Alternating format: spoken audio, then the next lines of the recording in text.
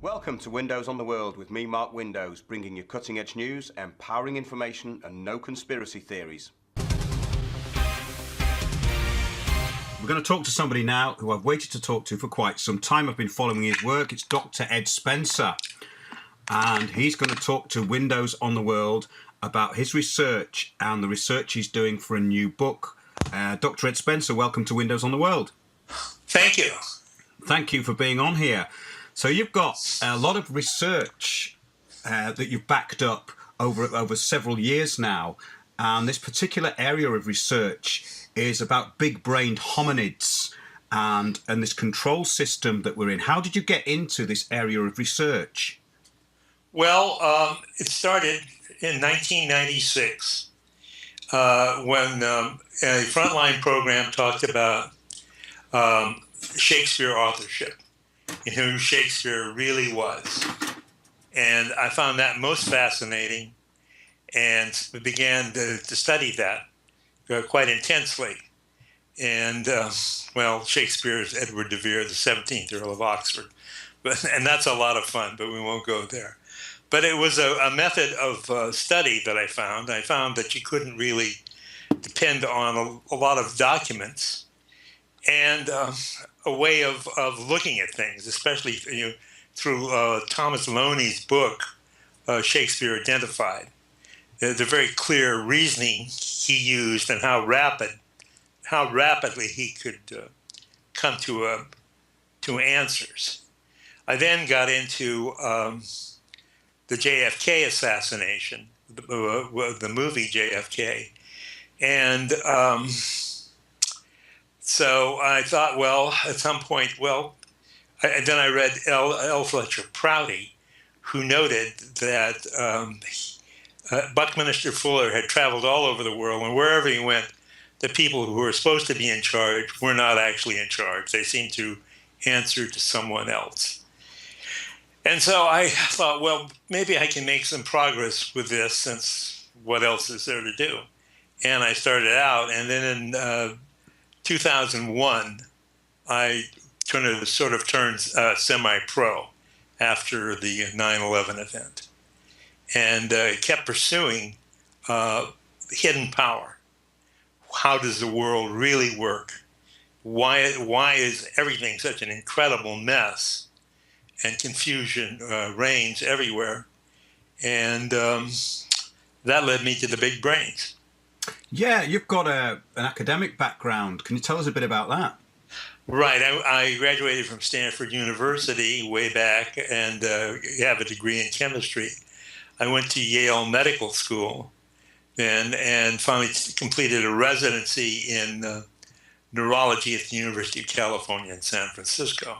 Then I practiced neurology up in Sonoma County, town of Petaluma.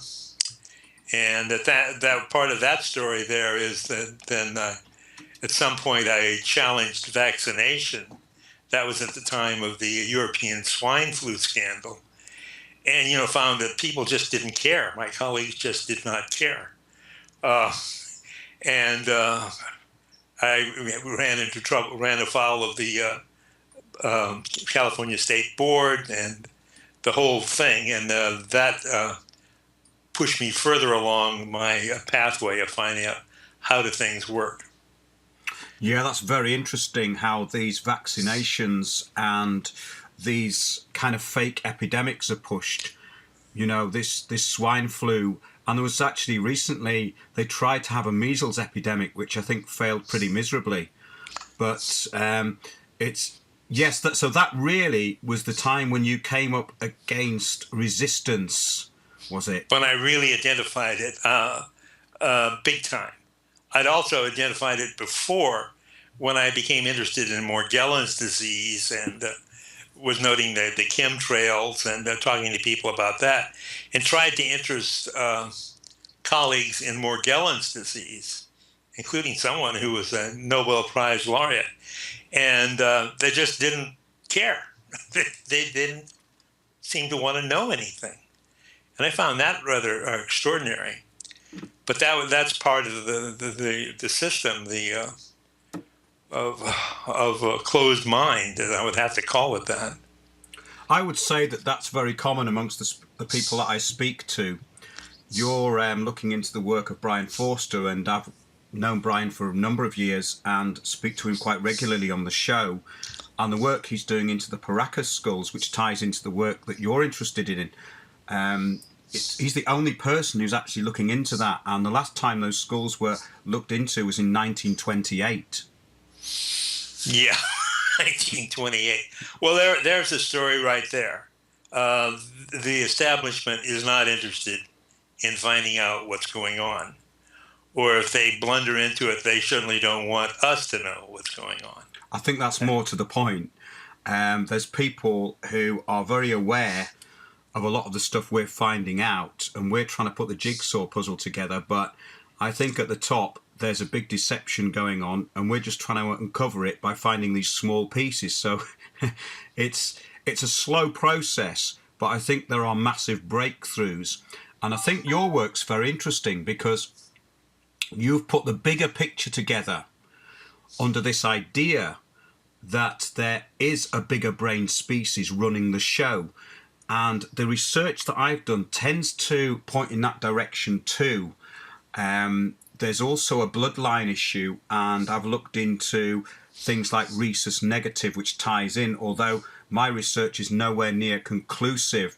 Can you tell us what you've found and what your research started out and where it led when you got into this field? Well, I was trying to, taking the lead from L. Fletcher Prouty, I tried to find out the pathway to hidden power.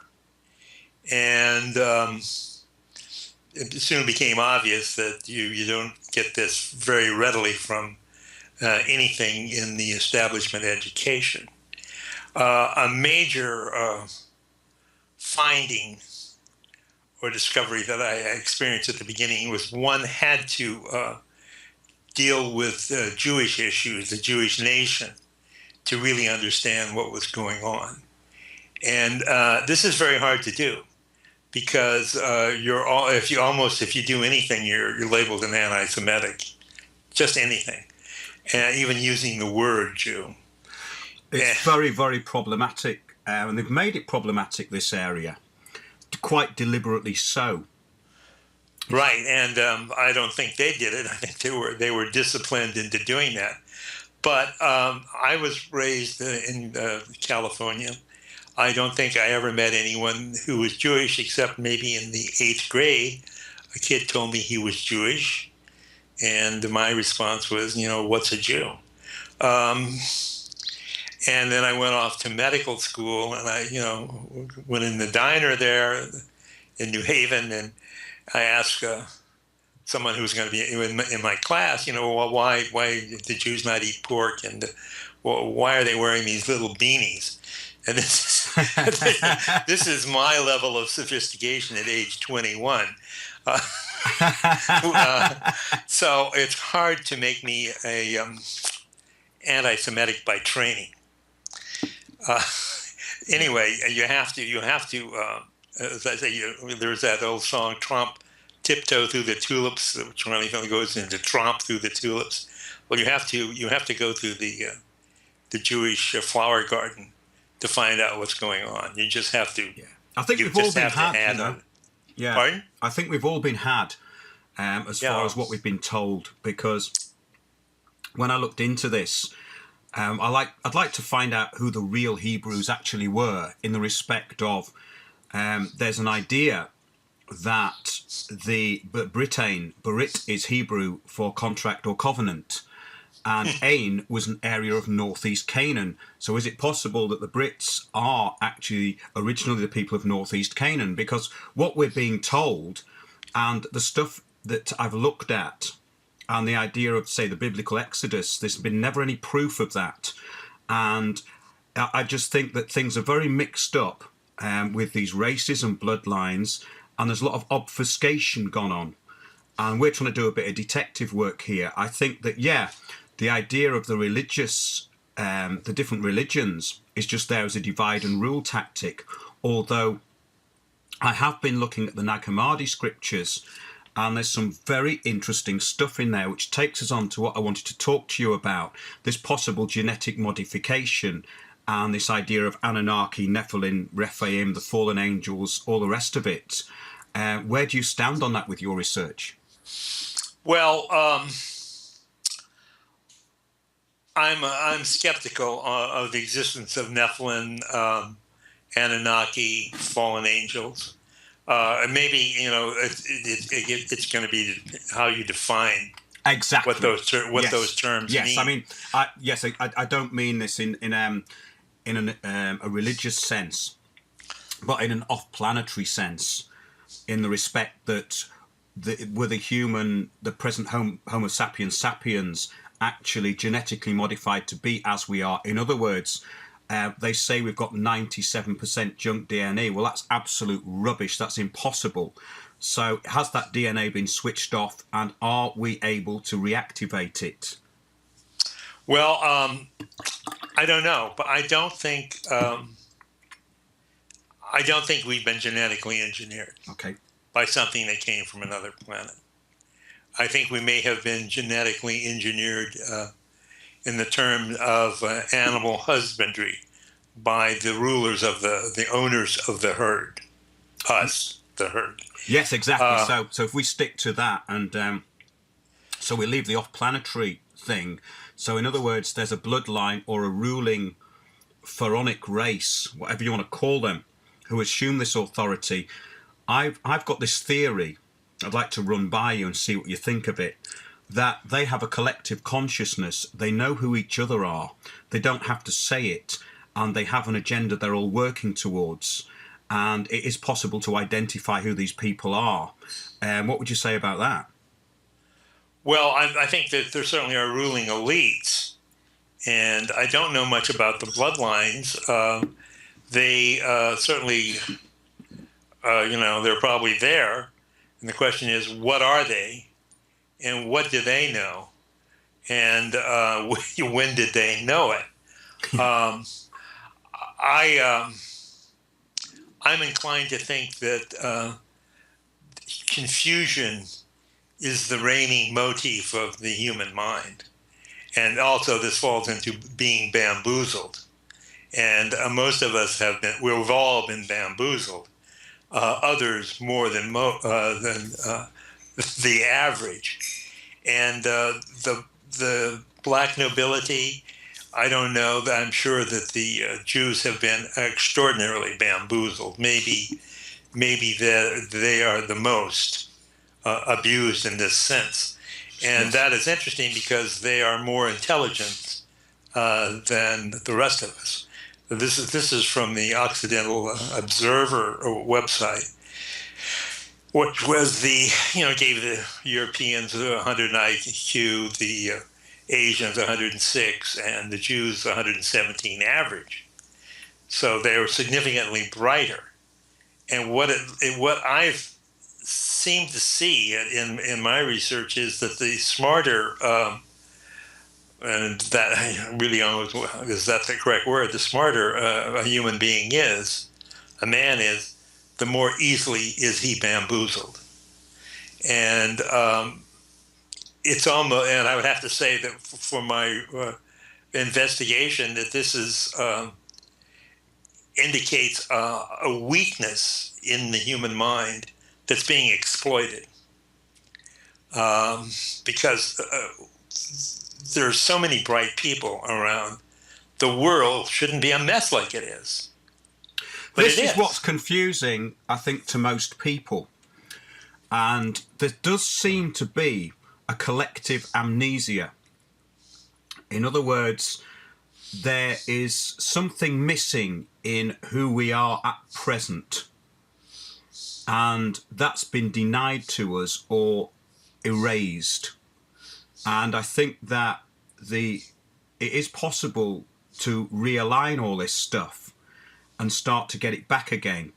But I think what these rulers or archons, whatever you want to call them, people have different names for them. The archons are, allegedly controlling the people who are controlling us. It depends where you want to go with it. But to keep it simple, I think that that's the vested interest in the diffusion of everything to cause this collective confusion and amnesia. Because obviously they don't want people to be completely whole and be able to be able to see a bigger picture. So I think that's very interesting, and as you say, the system is incredibly clever, but it's been engineered over such a long space of time. So we're talking about rulers or controllers who have a very, very long time period in mind when they do these things, and that's unnatural because most human beings only see things in their short lifetimes. They may want to pass things down to their children, but they don't generally think hundreds of years ahead, do they? No, and then some. I've seen just a few things where there's some little puny effort at describing the future, but by and large, our noses are stuck in the here and now. A concept which I think is flawed and almost meaningless, like what is the here and now? But that's where we're supposed to be, and functionally, we don't seem to be anywhere. We're just in the day, and the day's a little bit longer for some if they're trying to build something to make them some industry, electric cars or whatever, but. Our minds are really very limited and stretching out through time. Oh, and this is certainly my case that I find. Well, I think that goes for all of us, and that's the conditioning that we've been put under and what we've been led to believe. We're just going to take a short break now. I'm with Dr. Ed Spencer, and we'll see you in a couple of minutes.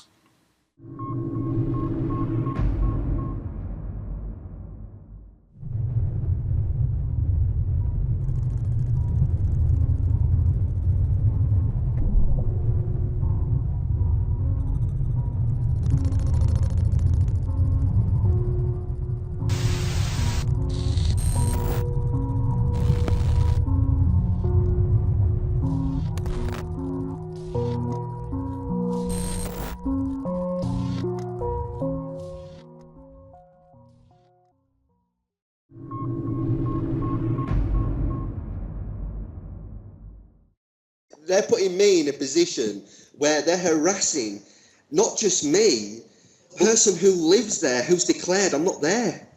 I don't live there. The only reason that they've gone to that particular address is because the person who lives there happens to be one of the cases that I have personally written up. They don't know where I live. That's why they've gone to this person's address, and I think that in itself is absolutely shocking that they can go to a woman's house, knock on a door, harass her, threaten her at the door, threaten to force their way in without the warrant. They told the person who lived there, when she answered the door, I wasn't there, looking for me, the police, they said, we've got the power to force us way in here without a warrant. And she says, no, I don't think so. And she pulled out a phone and she says, I'm going to press the record button now. Will you please record that? Repeat what you just said for the recording. And they backed down straight away and left. So they've got no power until you give it to them or until you've broken the law. And then they can exercise their power to serve justice. That's their jobs. Welcome back to Windows on the World. My special guest here, Dr. Ed Spencer.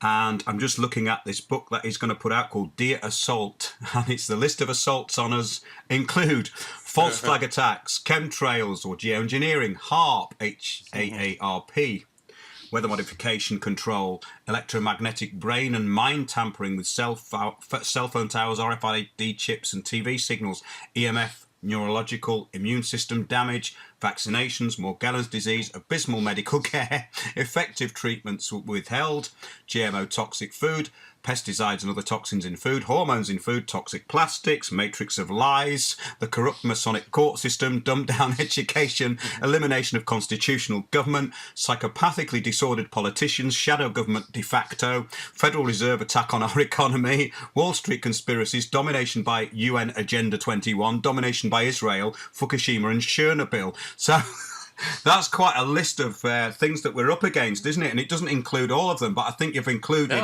pretty much many of them. So we're talking about who is doing this and why. So welcome back, Dr. Ed. And we were talking about the possible rulers of the world, what their agenda is, who they are, where they came from, and why they're doing it. So just in this part of the show, can we go into who you think it is that's doing this to us and what we can do about it? Well, okay, I think that, well, I'll talk about in terms of layers. I think the layer up that we can see is men who have character disorders, psychopathically disordered individuals. And you can find them in the Oval Office over on this side of the pond, and number 10 Downing Street, isn't it, on your side of the pond? It'd be funny if it was called Downing Street. They're everywhere, and they seem to rule us. They think they are in control. And why is that? Well, that's and then below that we have disciplined minds, and that's a book I pulled up.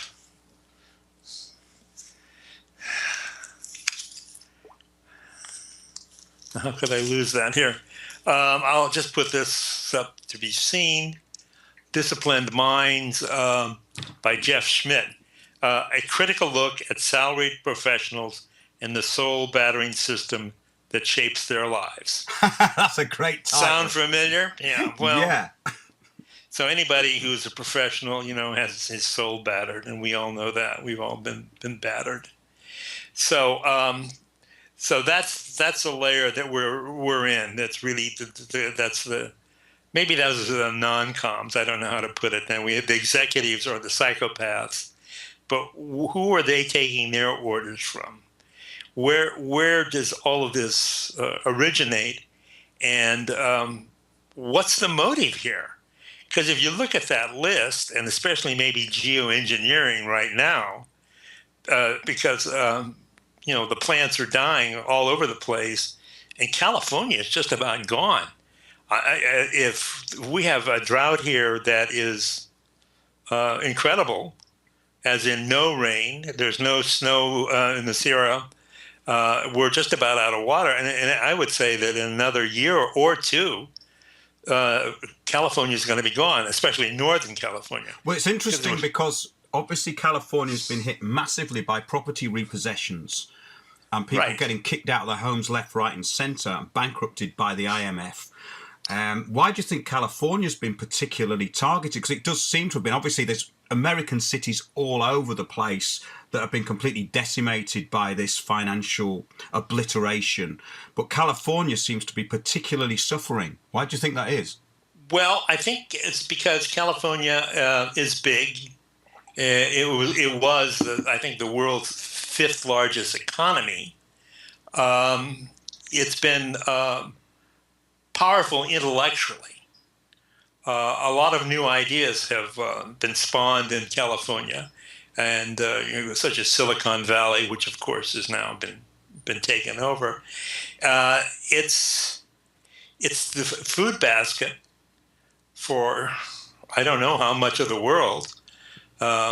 Tremendous agricultural base, and so it's a tough nut. Perhaps it's a big nut. They wanted to crack it first.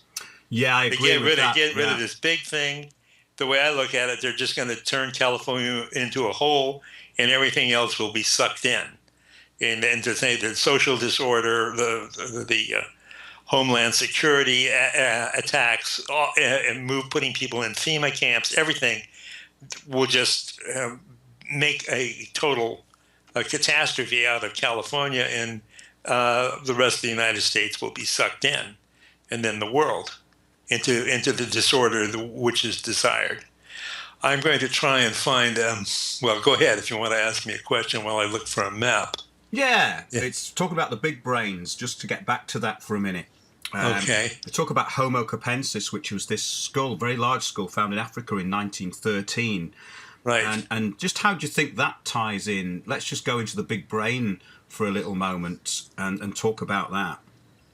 Well, okay. When I left off, we were talking about the psychopaths that rule the world, and who organizes them, who gives them orders. That's right. Yes. And by Buckminster Fuller and L. Fletcher Prouty's comments, everywhere the men in charge are not actually in charge. They're answering to someone higher. So I would say this applies to the psychopaths that are ruling us. They're answering to something higher. What is that?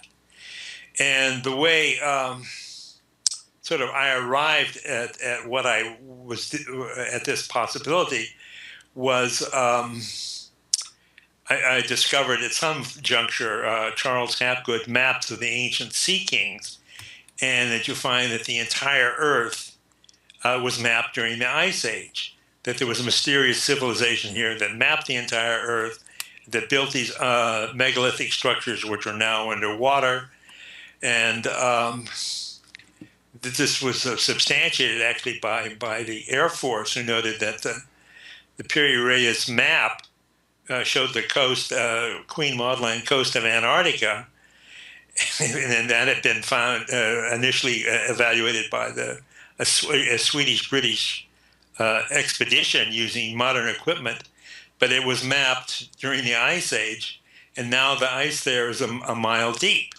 So who did that? How was that done? So that became so. We have, how are we being run? How are we being disordered? And then what is this mysterious civilization that did these incredible things, that mapped the Earth, that had an industry that allowed that to be possible, a record system that allowed numerous observations and then recording them, and that knew spherical trigonometry quite a lot in the Ice Age. Yes, So just for anyone who doesn't know what the Piri-Reis maps are, they were found by this Turkish sea captain called Piri-Reis, I think somewhere around the 15th, 16th century. Yeah, I think it was 1531 on that order. Yeah. That's it. The map, the book is a fabulous book, and I think that it should be, well, there's a Piri-Reis map.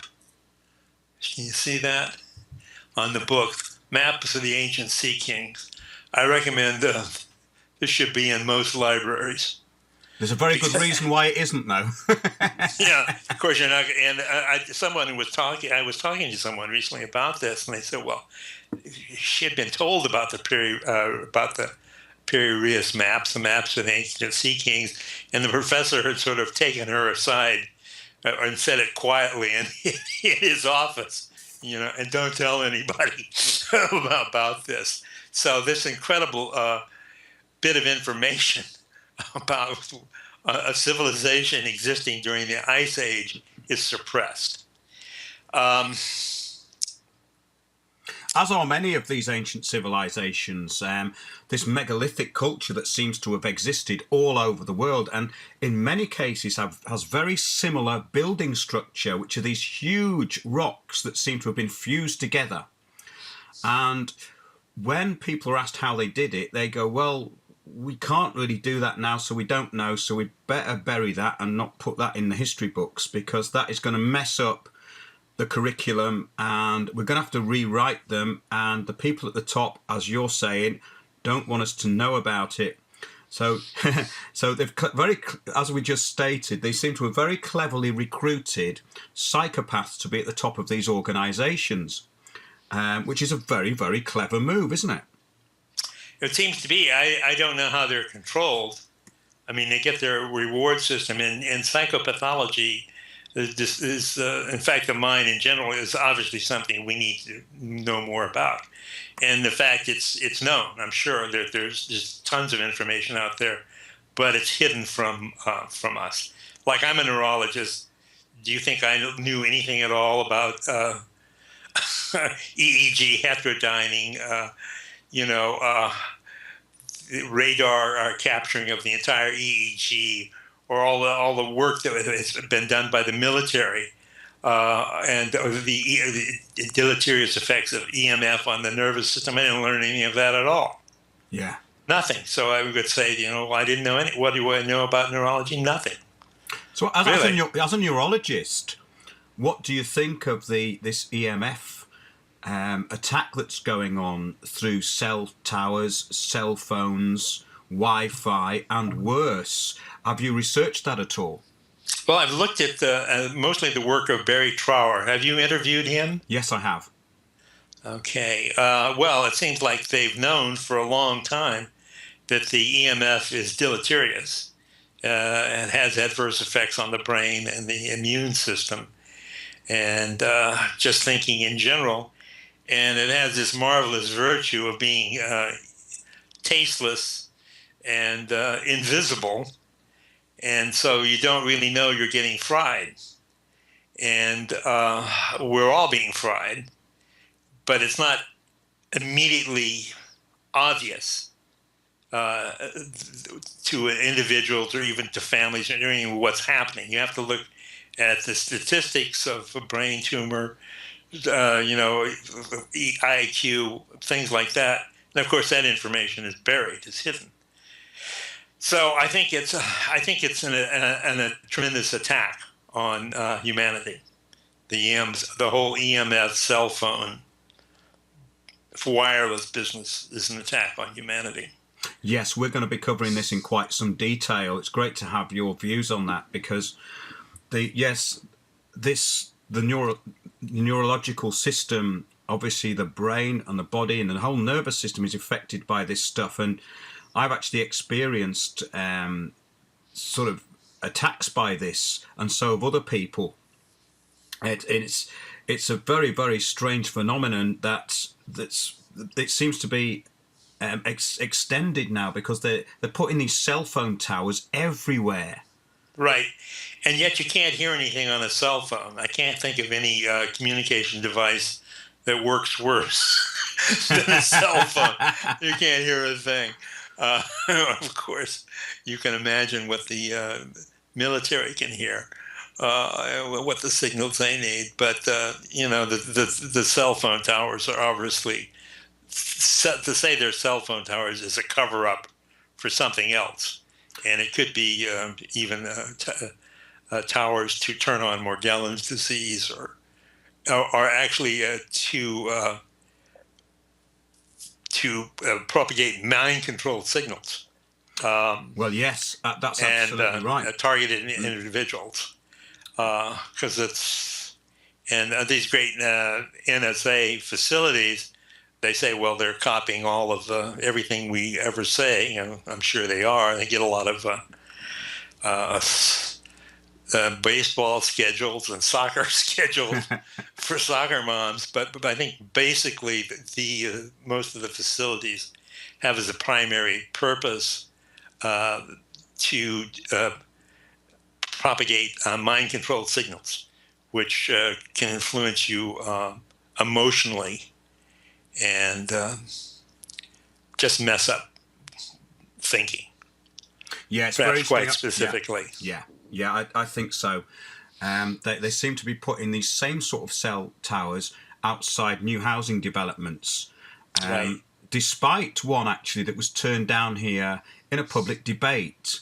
But the public don't matter, because the agenda stays the same. The Agenda 21 stays the same, and I've been covering this quite a lot. But I think the Agenda 21 is probably the biggest land grab since the Papal Bulls. And the Papal Bulls were done by assumption. This is actually done in reality. actually taking possession of the land. Yeah. And it's obviously the Wildlands Project in America. We have a similar thing even in my borough called the Wetlands Project, where they're now going to reclaim a huge area of public marshland and put entrances there. It said there'll be 4 new entrances. Well, there weren't entrances before. It was just a public land. But they do everything backwards, so they say there'll be 4 new entrances. They don't say we're going to close it off. It's incredible. The double speak. It is. There's nothing. There's nothing but lies. There's nothing but disinformation that comes out of all of this. I'm looking around for another. Yeah, so let's get into the Homo capensis and Boscott man, which is where you started this idea of the big brain. Just to recap a bit, because we were talking about, well, who are these people? What's their agenda? Now, we don't have a very good historical timeline to look at this. We have to piece it all together. I've looked into the Paracas skulls with Brian Forster, as I know you have, and they do appear to be a different species. That a lot of these skulls, these big skulls, were taken off view, and we know that giant bones have been taken to the Smithsonian Institute for at least 100 years. Well over 100 years, actually, because the giants started cropping up, and the mound builders of America, Nevada, were found from the 1880s onwards. So, probably before, but reported in these sort of Victorian newspapers, or sort of 1880 onwards in American newspapers, and then they started to put out a lot of disinformation, a lot of hoaxes to try and cover it up. But it appears that the Smithsonian Institute was set up to diffuse history. So that's a big part of it. So how are you putting this picture together? Well, if you want to lose something, call the Smithsonian, have them pick it up. The way I was looking at it is to stretch back through time. And Eustace Mullins was helpful here. And as I said, you follow the Hebrew nation to see what's going on. And according to Eustace's book, Mullins' New History of the Jews, something in Judaism took down Babylon, Persia, Greece, Egypt, and Rome. And that's a long period of time, all of that going on. And so the question is, well, what could have done that? How could the Jews, and this is why it's so, it's important, how could they have been turned into a covert military subversive entity? How could they have become that way right at the beginning? And how can it be developed so that almost none of them know it?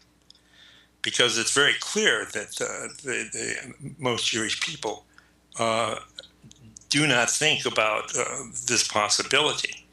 But anyway, this gives you a time scale, and it doesn't make any sense, really. But then when you find out about the Ice Age and the civilization that existed there, then you have a time scale that allows for this to be developed.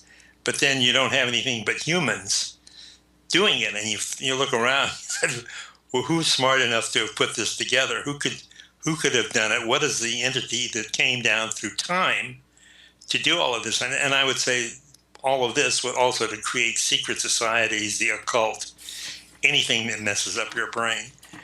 And then I encountered the book Big Brain in probably 2012. And this book talks about Homo capensis, or really they start out with Homo capensis. And Homo capensis was discovered, of course he wasn't Homo capensis when he was discovered, I think in about 1912, something on that order, in Boskop, South Africa. And a couple of workers found these bones, and they thought these were unusual, and they took them to the museum where I think Mr. Fitzsimmons was in charge, and immediately recognized there was something very unusual about these bones, and they got to British paleontology, and eventually, and this is most important, they were studied by R. Broom, Robert Broom, who was a very renowned, very competent paleontologist. And what this does is really put Homo capensis on the map. He's the one who gave Boscop Man the name Homo capensis, noting that the skull was enormous. It had a big jaw with canine and incisor teeth larger than humans, and that it was, a different species. I don't know if I sent you. Did I send you Broom's paper? I don't know whether I've got it to hand. No. I will make sure you get it, because thank you. It's very important, because it's this real landmark. It's done by this really pro, and you can't make it go away. But of course you can lose it. Yeah, that's right. So Lynch and Granger, who wrote Big Brain, did some calculations on the Boscop Man, Homo capensis, with a brain 30% larger than a normal human. I can't remember the numbers. I'm always losing them in terms of volume. And they did a calculation for possible IQ, and they came up with 149 average, with 10 to 15% of the population at 180.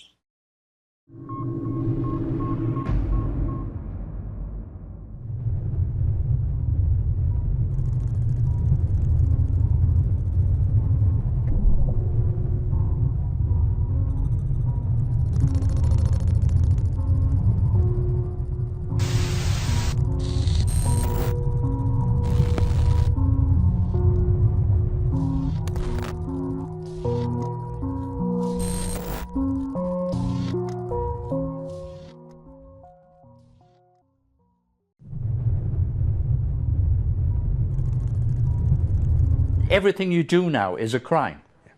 The legislation is absolutely off the charts. Utterly bonkers. My God, they're listening to us. I've been mind controlled. Help, get me out of here. Only joking.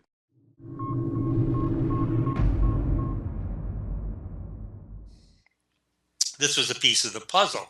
It's like this could be the species that mapped the Earth. They could a new spherical trigonometry had created a worldwide civilization with all of the industry and agriculture that was necessary to do that. So we had something other than humans that could have mapped the Earth and done this. And then by extension, since nothing else made any sense, they quite possibly could have actually created the Jews, to have trained them, because they're smarter than the rest of us, into being what they are. And so Homo capensis came to me not as a mystery, but as a piece of the puzzle. But of course, there are many mysteries associated with Homo capensis, is like, how does his mind work? What is really in there in this 30% larger brain? In a different species, what is his view of the world? What could they do? And there's actually some evidence. All of this is coming out of South Africa, and then we have Adam's calendar, which is this astronomical layout of rocks. I have Michael Tellinger's book on that. Yeah. Yes, and. Let's see, do I have that lying around? Yeah, I've got a copy of that. Yeah. And it shows this layout of Adam's calendar, and so it's remarkable that the thing is lined up to actually be with lined up with the Orion's belt on the order of 75,000 years ago. And I guess the various solstices are actually on the in the layout of this thing. So you have a lot of primitive rocks, a lot of rocks, just plain rocks there, and a lot of observation and calculation of the heavens, and yet the artistic quality of all of this is just abysmal. It's sort of like Stonehenge, you know. Yeah. Lines up with this, but couldn't you have done the rocks a little bit better, fellas? I mean, you know, you're doing all this. Couldn't you make it look pretty? Well, I would interpret this from all of this is that they didn't have a lot of artistic ability. They were, in modern terminology, or at least common terminology, they were more left brain than right. Yeah, and I think it's about practicality as well when you think about it, because if you're talking about super intelligence, would they really have a need for art? Because the point about it is, if you can go to a direct source and you can get things done, and you can just use pure intelligence, then anything else would probably be a distraction. Well, we have to define intelligence on that. Yeah, and absolutely. And I don't think that they are necessarily all that intelligent. I think they have powerful minds, but they seem to be lacking. Certainly what's happening to us does not imply a lot of empathy. No, well, and no empathy at all. There are stories that this giant race got wiped out because they basically had no morals, and they actually became cannibals. And they were actually wiped out by us because there was a lot of us at some point in history. We became a critical mass of humans who wiped them out in the areas that they were in, and that does actually make sense if you've got this predatory bunch of creatures. But there is more to it, because looking at the Paracas and the red-headed people, their knowledge of seafaring must have been great, because we're talking about, you know, this traveling all over the world, and it appears that, is it possible that the Vikings learned what they did from these people? Because the Vikings seem to have used some of this technology for navigation.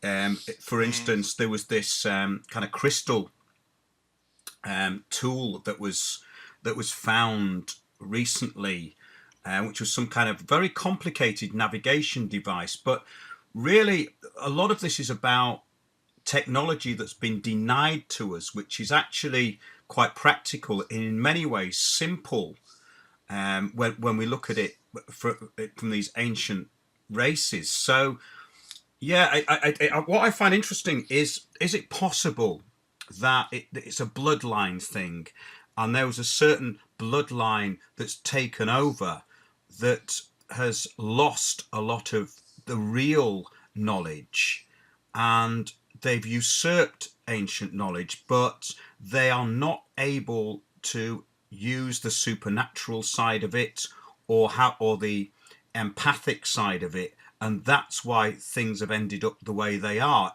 You know, there's all this talk of a golden age. I've never really been sure about that, but I just find this whole concept very interesting. Are there these different bloodlines that are trying to preserve themselves? And yes, there appear to be, through these so-called royal families. And really, have these people basically, have they come to the end of their cycle, in the respect that a lot of the people who seem to be in charge in the world seem to be clinically or even criminally insane, and complete psychopaths? So what do you think about that? Well, I think that they are controllers of the herd. They are, I don't know what is the terminology, the overseers of the herd. And they are disordered, and something knows how to manage them very well. And I think that something is the large brain hominids. And I suspect that the giants, you know, you hear all of these stories of the red-headed giants and with the cannibalistic tendencies, and yet, you know, and yet it's all it's all non-establishment, the information. And Yes. if you look at this, the one thing, if everybody knew about the giants, if they were teaching about the giants in high school, and we're looking at pictures and all of that, then the next question would be, what else is out there? And that's the thing that they don't want to ask. That's the question that the controllers of the psychopaths who rule us don't want to ask. Because what is out there then is something that has a very high brain function in some ways, and doesn't want to be known.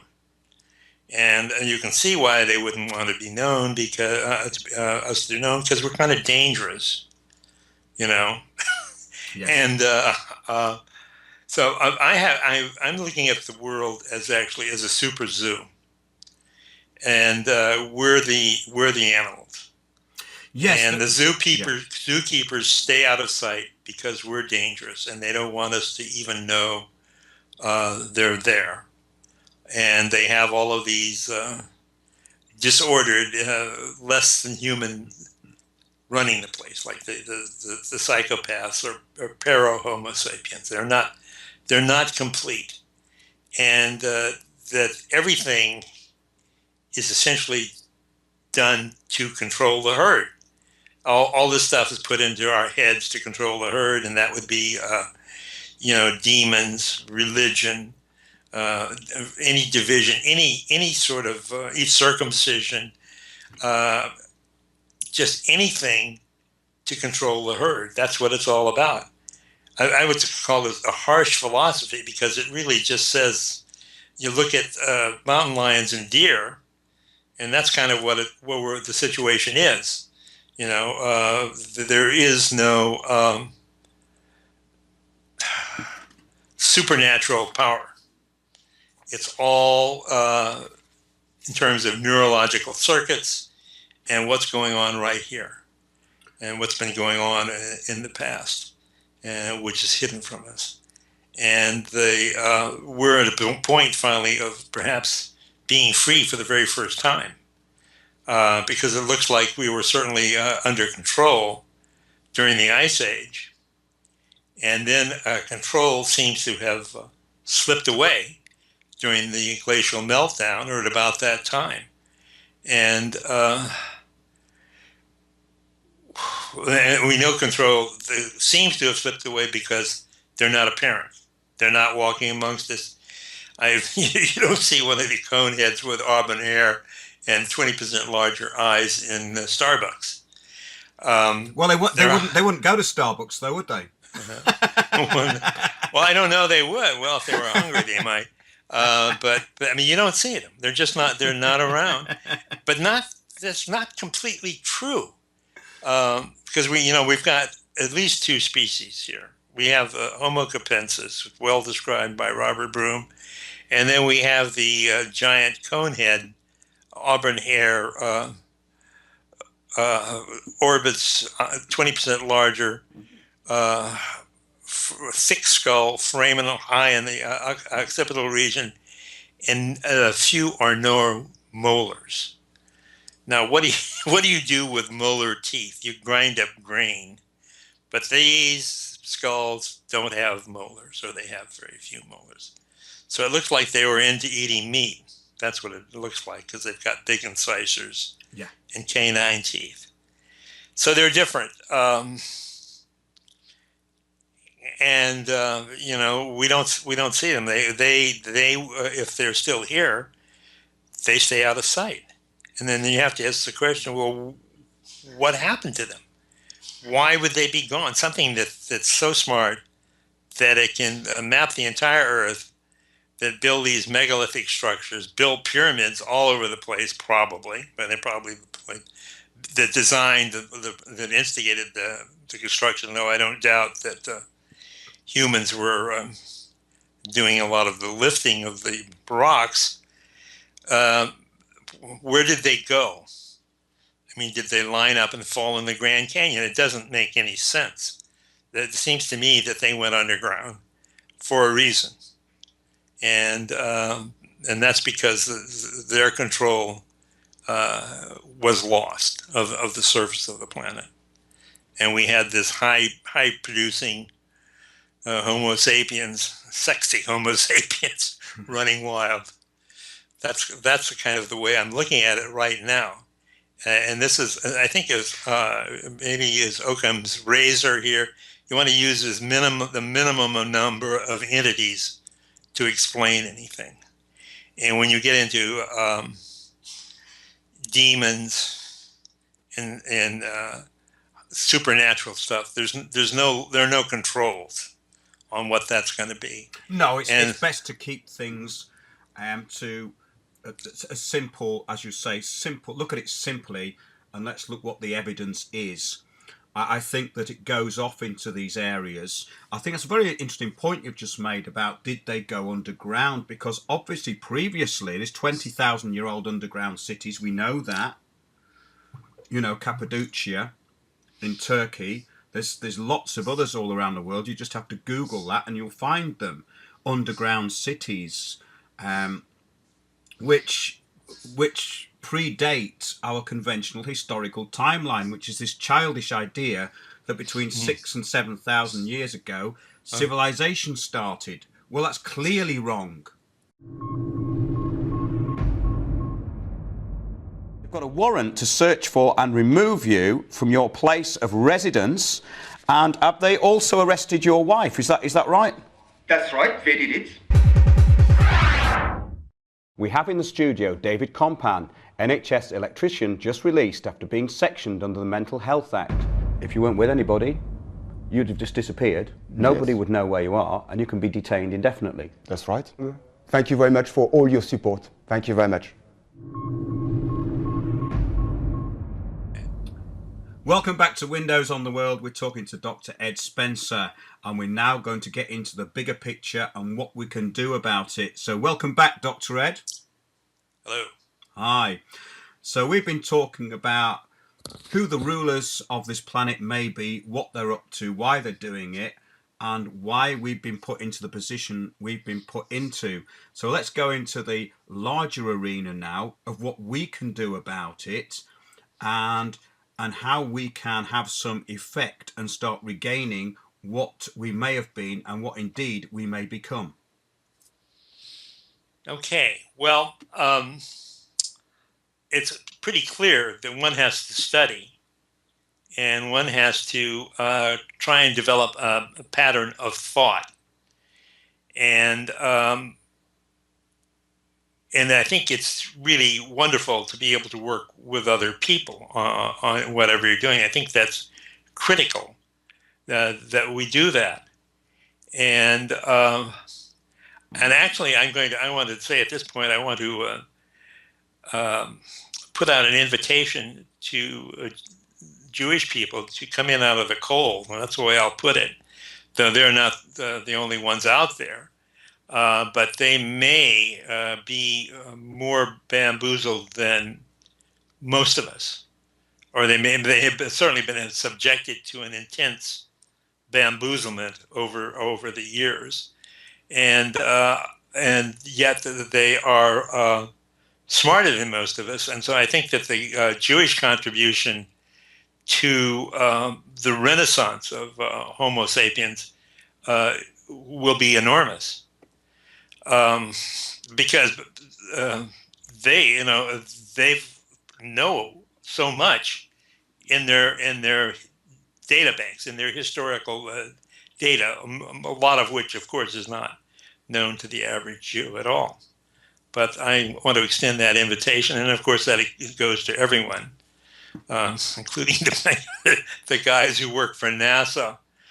It's time to come clean, to get away from all of this. Because the way I look at it, anyone who's violating the Constitution, anyone who's suppressing their conscience, who's lying, cheating, who's torturing others in any way, and perhaps especially by remote technologies, is really working for a species that wants to destroy it.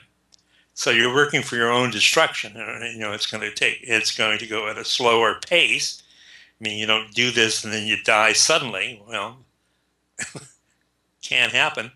But mostly it's just the system.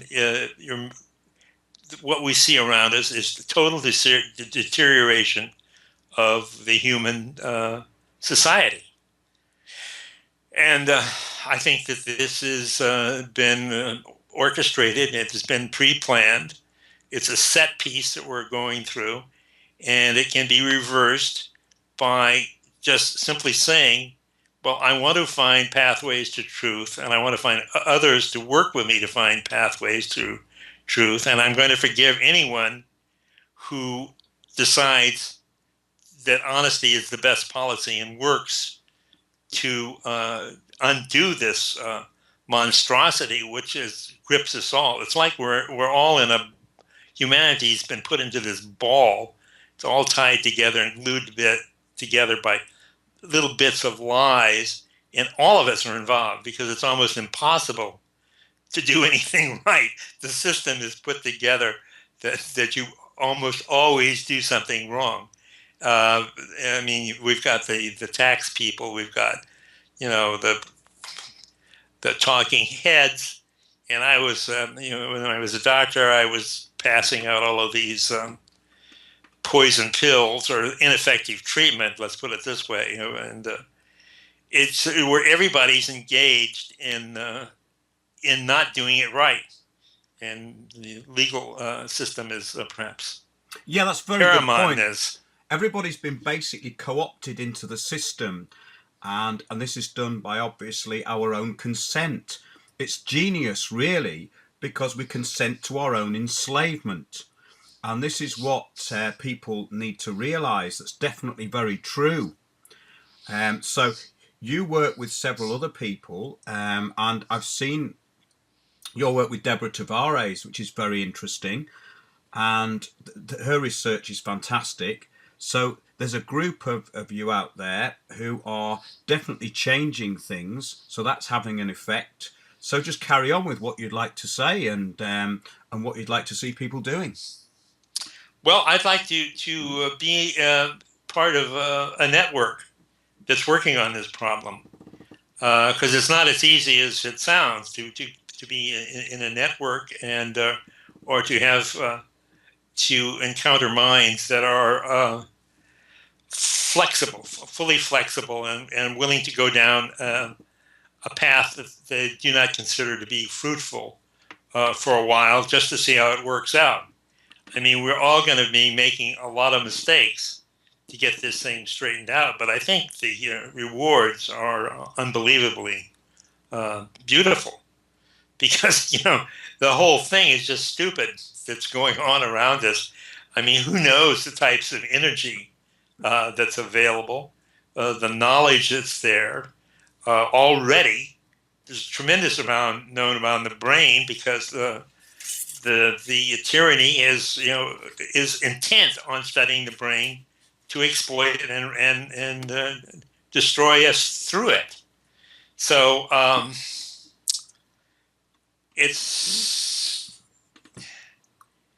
and I think that one thing that has to be done is we have to somehow get control of money, because that's we're driven by that. The paycheck is extremely powerful, and who is to say that it's too powerful? Because if you don't have anything, any resources at all, what do you do?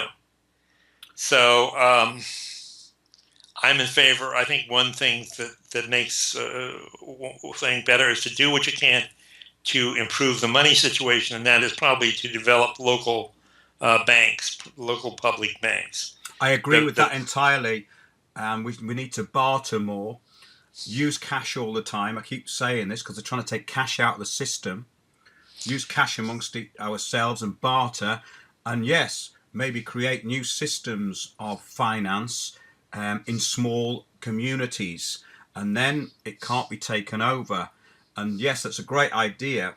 The idea of these small local banks. I mean, over here, they are starting to do that as a front for the bigger banks through um, these community trusts, and they're just a front for the bigger picture, you know. So they have a version of what they have in Canada and America, credit unions here, but some of these are just being run by local authorities, and there's a network of them as well, credit unions, and they're appearing to be, you know, part of the local community, but they're not. Again, it goes back to your Agenda 21. So yeah, we have to have real sovereignty here, don't we? Right. I guess you're. I'm not aware of that happening in the U.S. So we have to keep in mind that one. I wanted to show some books which I think are important for our Jewish friends, and this is what Secrets of the Exodus by Masad and Roger Saba. They're both, I think, French rabbis. And what this book says essentially is that,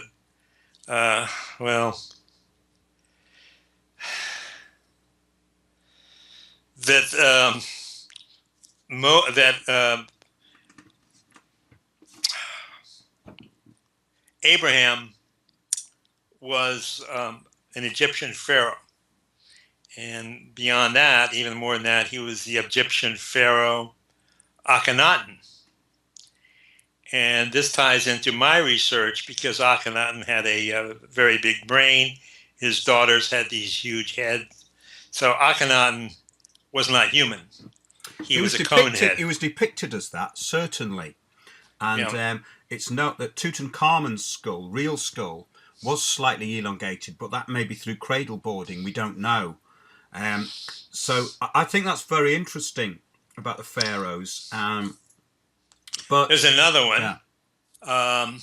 This has Akhenaten as Moses, but Moses or Abraham, you know, I have to get into trying to do.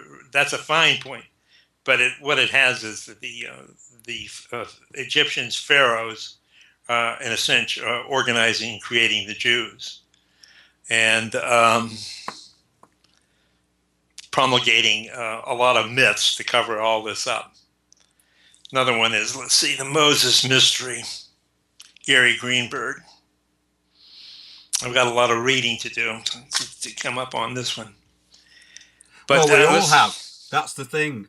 There's a lot of reading to do, and there's a lot of information that we need to absorb.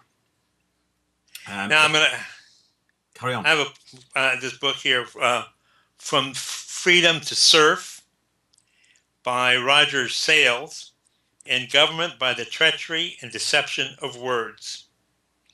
And that's what we've got everywhere. I think you've just put it in a nutshell there. So I think, you know, talking about definitions with your friends, what do they really mean by that? Talking about conspiracy, like we know there is no conspiracy, but what things could be a conspiracy if there was a conspiracy? I don't know how you do this. It just seems like there are certain words that will shut down thinking completely. Well, they were made to do that because obviously the conspirators want to marginalize and ridicule the word conspiracy, right? Because obviously it applies to them. So this is used all the time. It's the subversion of language, and also we've been suffering from the limitation of language. You know, right. I mean, that's a very important thing, that our vocabulary is shrinking. Yeah, well, there's a lot to do. Well, I guess that's an understatement of this way. And, you know, I'm looking forward to working with people. I'm looking forward to working with Jewish people on this. And it's just going to be hard because of we're so immersed in this matrix of lies. And we have to also try to understand our emotions better, because obviously we're being controlled, run by our emotions. And emotional knots get in the way of thinking. The administrative system of law and order, and or whatever you want to call it, it's not law and order anymore, it's the broken rule of law, but that administrative system relies completely on knee-jerk reactions and fear. Right there. Once it's understood and dealt with as it is, it's a totally different matter. But pretty much everything to do with the authoritarian system is to do with fear. It puts fear into you, so you don't want to actually look into it or confront it. But what I find now, which is encouraging, is when I do confront this stuff, they back off because their system is completely broken and they don't understand it. Yeah, I think that it's disturbing probably for a lot of people within running the system at this point, and that they're seeing their control deteriorate, and they're also in their own minds questioning what they're doing. But they're still doing it. The tax man is still at it. Well, there was a great film by Aaron Russo a few years ago. Obviously, he died, but it was called Freedom to Fascism, and it started out with him questioning whether income tax in America was legal, and loads of people in the taxation system there were working for the tax people. They had resigned because they'd found out that there was nowhere in law could they say that you had to file an income tax return, and it was all done on an assumption. Right, and we that's rule by assumptions. Yeah, and that film started off by that, but then looked into the bigger picture of the whole manipulation that was going on. Absolutely fascinating film. Yeah, so it's been a while since I've seen that. Yeah. Okay, is there anything else you want to add, Dr. Ed? Well, before we see you again, because I definitely want to have you on Windows on the World in the future. Well, thank you. I'm just I want to encourage everyone to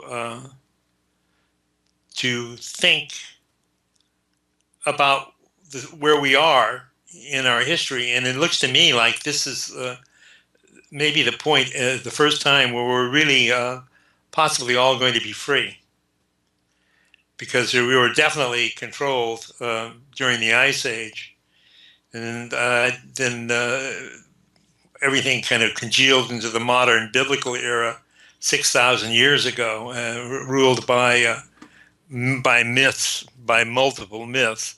But I think that we're coming out of it at this point, and the future is really very bright if one looks at it that way. And because the technology and the knowledge is there, it's just hidden. Well, that's if it's going to be applied, yeah, yeah. Very encouraging, Dr. Ed, because you're the second person today that said that to me. Okay.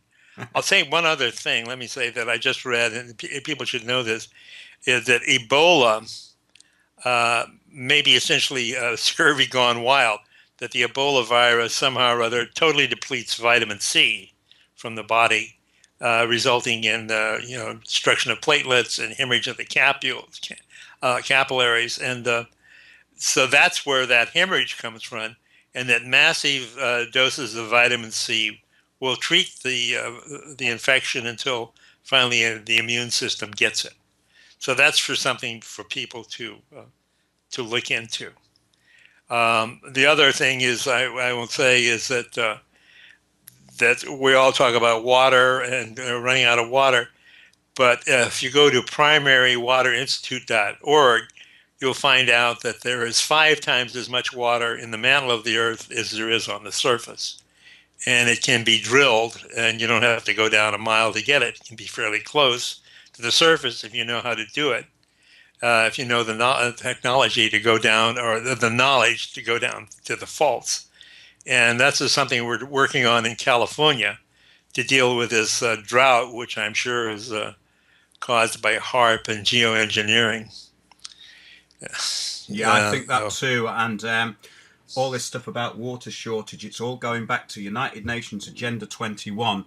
For instance, we know that they have actually written in their reports and documents that dams are unsustainable. So they're not going to build any more dams, and they're going to be knocking down dams. So in other words, we're not going to be allowed to collect water. So they're creating an artificial scarcity. And that's what it's all about, to keep us further enslaved. But thanks for that, Dr. Ed, and we'll speak to you very soon. Okay. And thank you very much then. Bye-bye. Thanks for joining us on Windows on the World. Remember, keep watching those, watching us, watching Windows on the World. We'll see you soon.